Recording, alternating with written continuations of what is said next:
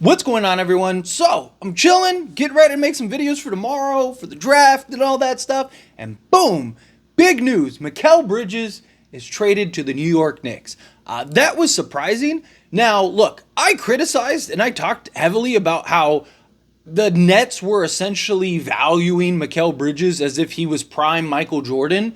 And I was like, man, the asking price is insane. They've turned down 4 firsts and all this and that and the other. And turns out the Nets were right. I guess he really is prime Michael Jordan, right? So that was quite the haul. It was something like 4 firsts, or 5 firsts, a pick swap, and a second round pick. I mean, they got a haul from the Knicks for Mikal Bridges. Now, look, I think this is a huge trade for the Knicks. I think this puts them in that like top tier, especially if they can keep OG. I think if OG opted out, he's going to test free agency. If they can keep him, right, to have like Brunson, Bridges, OG, Randall, and Hartenstein and Mitchell Robinson, or either or, right? That's tough, man. I think now you're talking. I mean, I think they already were the second best team in the East, right? I think if injuries weren't a thing for them, I think that they would have played Boston in the NBA Finals. I think you just added Mikal Bridges. I think that this is a great overpay for the Knicks. Don't get me wrong. But if he ends up being the missing piece and catalyst that gets them to the finals or wins an NBA championship, no one's going to care, right? Everyone's going to be like, that was a great deal, right? You traded all your picks to pull off something.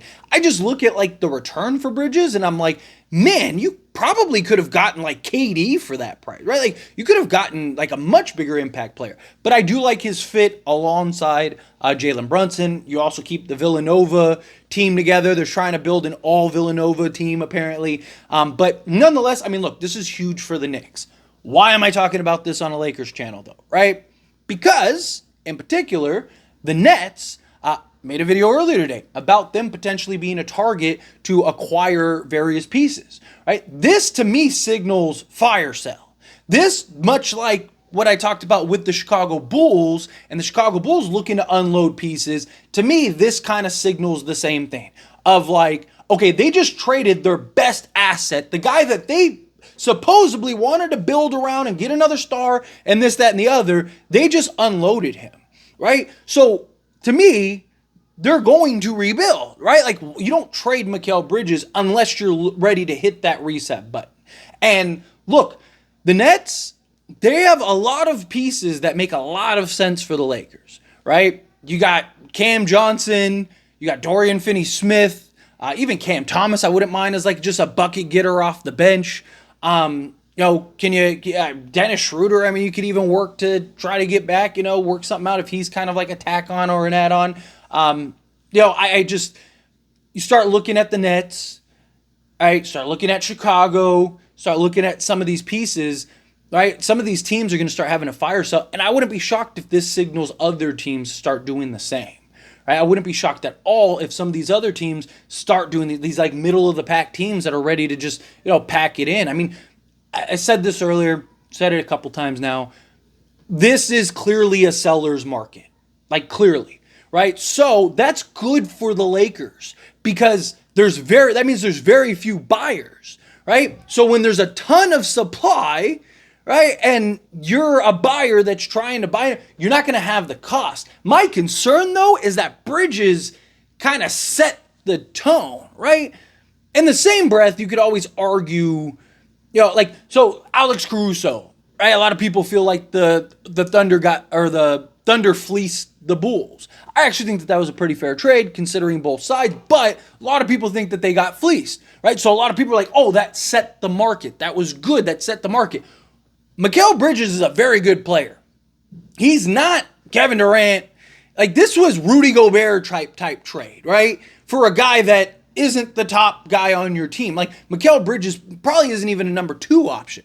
Right? I like the Knicks because of their collective components, not like, oh man, Mikal Bridges alongside Jalen Brunson. You're talking about one of the best duos in the league. I'm not looking at it like that. I'm looking at it as like, man, Mikal Bridges alongside Jalen Brunson with OG, with Julius Randle, with, like I said, a Hartenstein. Like, that's a tough team with DiVincenzo and Josh Hart off the bench, plus, Deuce. And I'm like, okay, now you look at like the overall components of that roster, right? It's not like they have like 3 superstars, 2 superstars, or anything like that.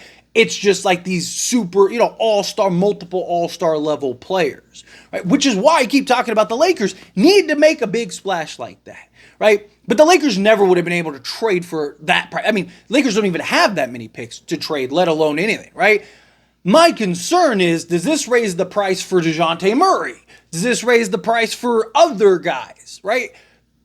But in the same breath, right, like the Rudy Gobert trade didn't really affect the market too much, maybe slightly, but it wasn't like everyone just kind of knew like Minnesota just got fleeced, right? So that's where this dilemma lies. Is this something where people look at this and go, oh man, the Knicks got fleeced? Or is this something where it's like, oh no, like this is a new market. Like now, DeJounte, we want 4 firsts, right? I mean, DeJounte's a former All-Star. DeJounte's a all-defensive player. DeJounte Murray's right? And now the price just skyrocketed for it. Because I think DeJounte I think it would be tough for the Lakers, but I do think he's realistic to potentially land and trade for. I think it'd be challenging, but I do think he's very obtainable for the Lakers at a reasonable price. Does that raise the price? Again, it might not do anything. It might not affect anything. Everything might just be smooth sailing. But it is definitely a concern. So to me, it's like, okay, can you get a DeJounte and then look at a team like the Bulls, like the Nets, to like, hey, can we get in on some of these role guys? Right? Again, I'd love to get a Cam Johnson. But what's his asking price? Obviously, he's not Mikal Bridges, but he's still a very good, still relatively young, 3-and-D, can get you a bucket and go drop 20 type wing that's got good size, good versatility, a little bit of an injury concern right with him, but nonetheless, he's a quality piece. I'd love to go get him. To me, I think Dorian Finney-Smith, I don't think Dorian Finney-Smith would cost a ton, right? But my other concern with the Nets specifically is they just got validation, right? They were kicking back like, 4 firsts, oh, what? You want to trade prime Michael Jordan for Mikal Bridges? Stop. Come on, Mikal Bridges is better than prime Jordan. Knock it off. Like, how dare you insult us? Jordan and LeBron? Come on, stop. You better throw in Akeem too and prime Shaq. Right? Like, they just had this like crazy idea that they were going to get this like insane return for Mikal Bridges. And guess what? They got it. I mean, they did. They got it. I mean, they didn't get players back. I mean, they got Bojan Bogdanovic. They ended up getting him in the deal. But it's like that's just kind of salary dump, right? So they got a salary dump and so they're basically going to clear cap space. On top of clearing cap space, they're also got a bunch of first round picks and like a second and stuff. So for them, it's like, this is easy, right? This is like, so it's just, I don't know. It's like, do now they start perceiving, well, hey, we want 2 firsts for Dorian Finney-Smith. We want 4 firsts or 3 firsts and like a pick swap for Cam Johnson, right? And they're just trying to turn themselves into Oklahoma City Thunder as far as like picks and assets go, right?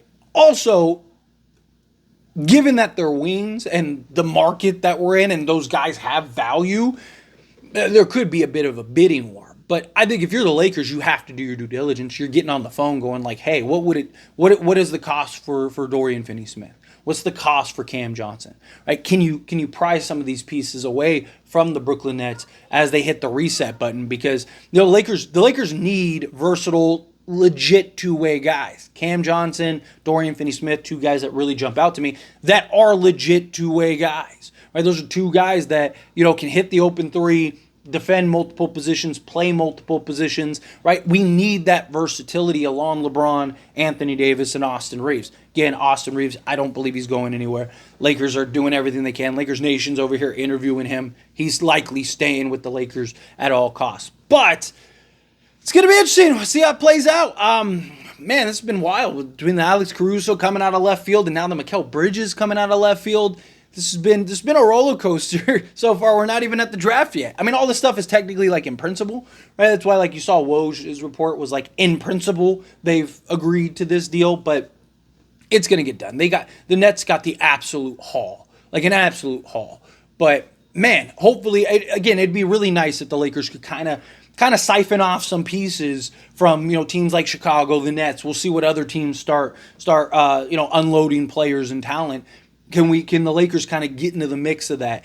Also, another quick thing that just popped in my head is Jeremy Grant. Like, the Lakers are heavily interested in acquiring Jeremy Grant. Here's the thing. Does Jeremy Grant's price just go up and skyrocket too? Because it's like, hey, Jeremy Grant, I mean, it's not that far off from Mikal Bridges in comparison. Maybe we can't get 5 first, but can we get 4, right? It's just, it makes things kind of challenging. But anyway, as always, this is a discussion. I pass a question on you. Let me know your thoughts and opinions down in the comments below. What do you think? How do you feel? What are your thoughts? Was this shocking to you? Were you not surprised? Were you kind of like, yeah, saw this coming? Again, however you feel, whatever your thoughts are. Because, yeah, this was really surprising. Do you think the Lakers can get some pieces, in a trade now that the Nets have kind of hit that reset button? Again, how you feel, whatever your thoughts are, let me know down in the comments. That being said, if you haven't liked this video, hit that like button. Helps me a lot. So we enjoy these types of videos, and I truly appreciate it. Not subscribe channel, hit that subscribe button. Turn on the bell notifications. Appreciate y'all. See you in the next one. Thank you.